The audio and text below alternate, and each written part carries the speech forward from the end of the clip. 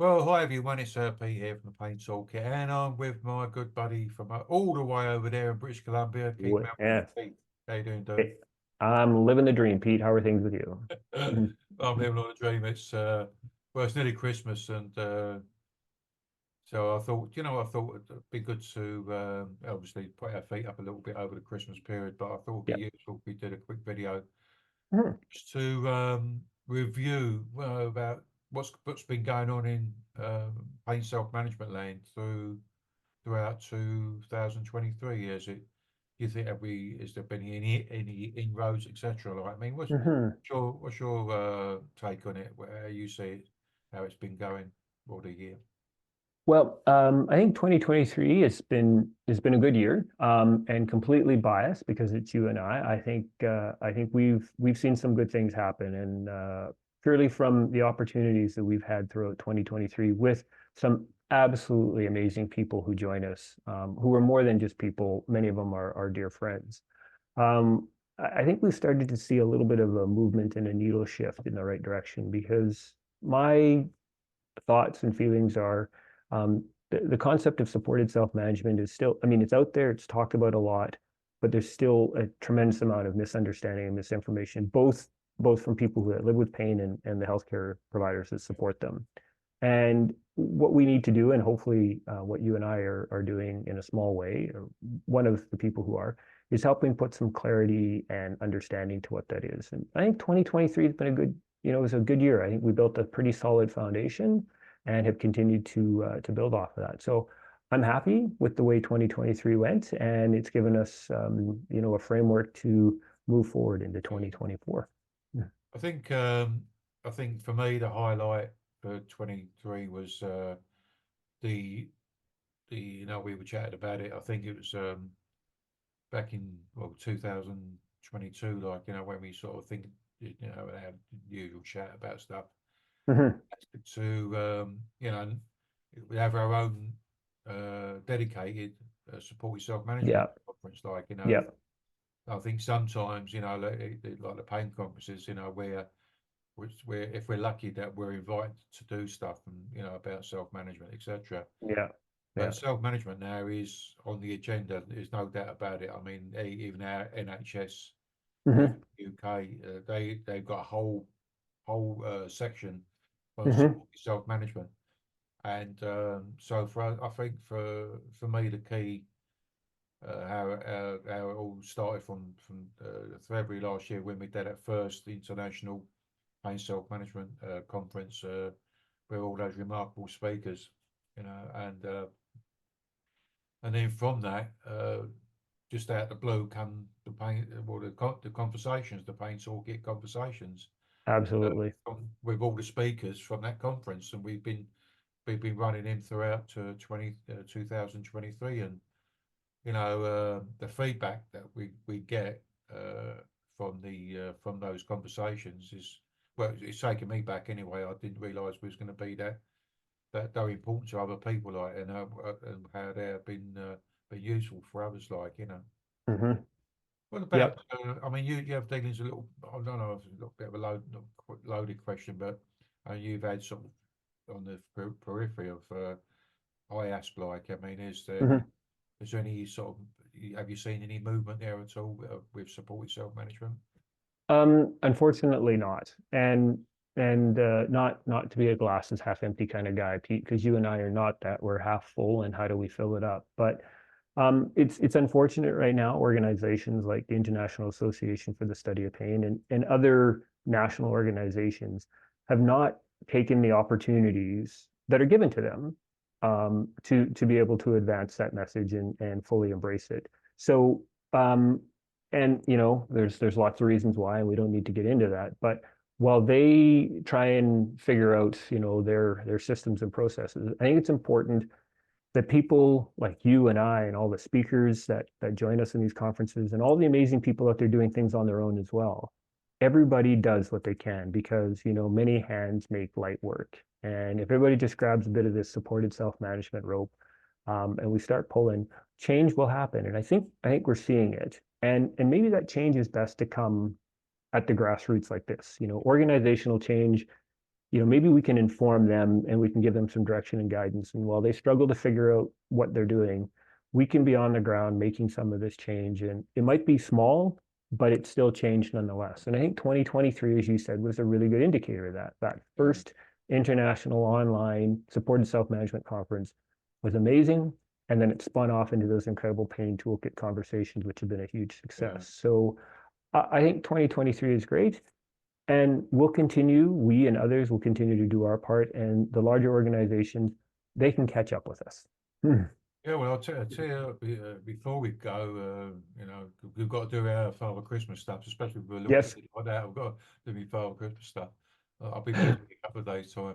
Um, I'll tell you who has actually gotten in on the act of self-management is the World Health Organization, who Yes. I've seen a couple of, I think the most recent one, they've put some guidelines in for Hmm. people with long-term back pain. Yep. And I remember seeing one about self-management, about supported self-management. Another document. I think that may have been in September. I've got to check them out. Hmm. If I can find the links, I'll put those with this video on YouTube. But I mean, for I actually the one on back pain. I actually Hmm. posted it on the LinkedIn, because we're both Hmm. on LinkedIn. Yep. No, I got a notice the other day. It's been looked at and shared and over 500 times. Oh, well, that's great. I've never. That's for me. That's not. I don't normally get that sort of traffic, but Right. Yeah. but that's how important. But so it's not. People. I think healthcare professionals and people we're paying are looking for answers and looking for guidance, and it's really cheered me up that the who are doing that. It's long overdue, I would say. Yes, I agree. I saw that as well. And it's great, the World Health Organization is putting out those guidelines and that framework. And because somebody has to provide some direction on this. And as we talked about, other organizations are continuing to find their way.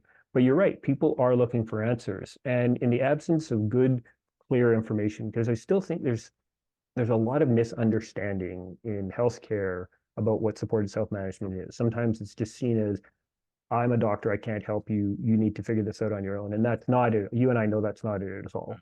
And then people, but that's the message they receive. So with World Health Organization putting out some, good information that talks about what it is, and then groups like us and so many others out there trying to get this messaging out there, I think we can bring some clarity and some direction to this because we know that it helps people.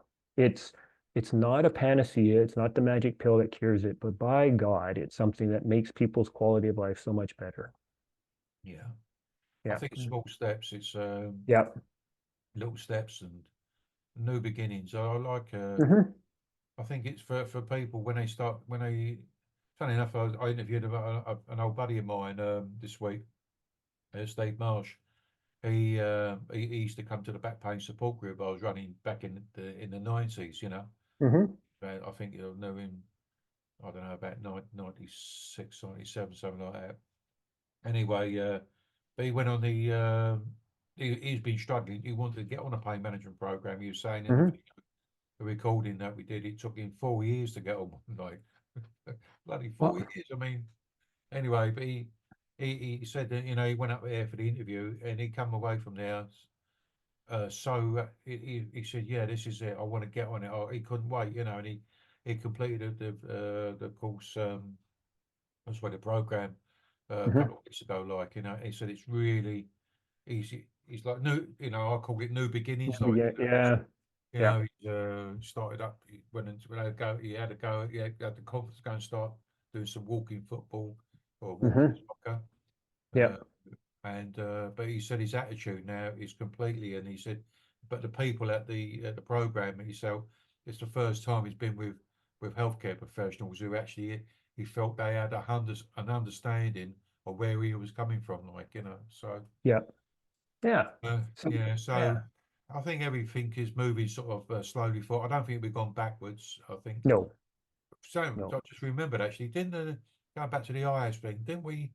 then you read or tell me that the new president, don't know the lady's name, I forget now, but in Mhm. her opening letter, I think a letter, didn't she actually mention the word self-management or something? Yeah, yeah, they did. Yeah, I can't remember exact details, but yes. I So think, it's happening. Like I say, I agree. It's not going backwards, and organizations are trying to sort of wrap their arms around this and better understand it. But it's uh, it's happening slowly, but it's happening. Yeah. yeah. Mhm.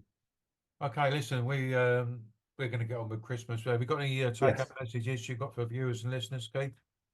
Well, for those of us that joined us in 2023, Pete, all I can say is a heartfelt thank you. And for the feedback that you've received on some of the things we've done has been just overwhelming.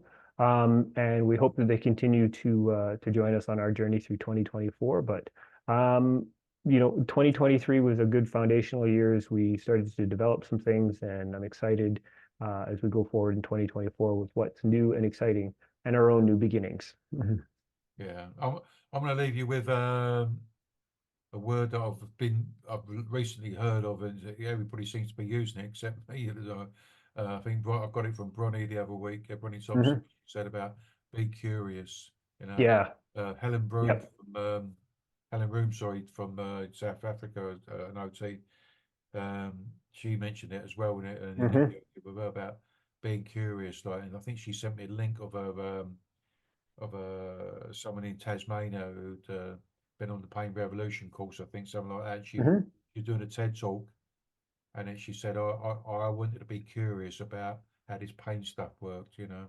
Yep. So I Yep. think my take home message for everybody in 2024, and whether you're a healthcare professional or a person living with pain, be curious. Excellent. I love that. Yep. Mhm. So happy birthday, happy Christmas, happy and healthy 2024. Everybody's listening. To you as well, Keith. It's been a blast working with you again this year, and I can't wait for Always is. Yeah. stuff Mhm. next year as well. So Yep. Sounds good. I'll leave it to you to say goodbye to all the viewers and listeners, Keith. All right. Well, happy holidays to everybody. Again, thanks for joining us through 2023. Pete, it's always a pleasure and never a dull moment working with you. I'm always excited about, and I'm also curious about what we're going to come up with next because you'll lean back in your chair and you'll get this look in your eye, and then I know something interesting's coming. So 2024 is going Listen, to be a great year. There you I've go. got I've got my father Christmas braces on already. There you go. Oh, So best. I hope everybody has a great, enjoyable holiday and all the best in 2024, everyone. Take care, everyone. Ciao now. Ciao. Bye. Bye now.